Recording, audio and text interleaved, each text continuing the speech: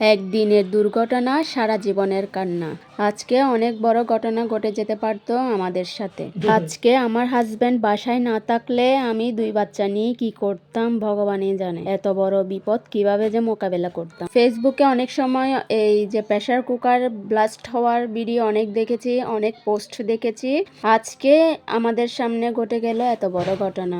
প্রতিদিন যেহেতু আমাকে ডাল রান্না করতে হয়, তাই আমি প্রেসার কুকারে ডাল রান্না করি। তো হাজবেন্ড এসেছিল বাজার নিয়ে, আমি হাজবেন্ডের সাথে কথা বলছিলাম আর আমি ডাল সিদ্ধ করতে দিয়েছিলাম প্রেসার কুকারে। সামনের রুমে হচ্ছে আমার মেয়ে টিভি দেখতেছিল। এমন সময় এত বড় ঘটনা ঘটে যাবে আমি বুঝতেও পারিনি। আজকে আমার মেয়ের কি যে হতো, ভাগ্যিস ভগবান সহায় ছিল। আমার মেয়ের কিচ্ছু হয়নি, ভগবান রক্ষা করেছেন। তবে আমি বোঝাতে পারবো না কতটা ভয় পেয়ে গিয়েছিলাম। আমি বুঝতে পারলাম না, আমি কোনো ডালের মধ্যে তেজপাতাও দিলাম না, কিচ্ছু দিলাম না, শুধুমাত্র ডাল আর পানি দিয়ে বসিয়ে দিয়েছি। আজকে মনে ছিল না লবণ আর হলুদ দেওয়ার জন্য। আমি ডাল বসিয়েছি, মাত্র আমার হাজবেন্ড আসছে।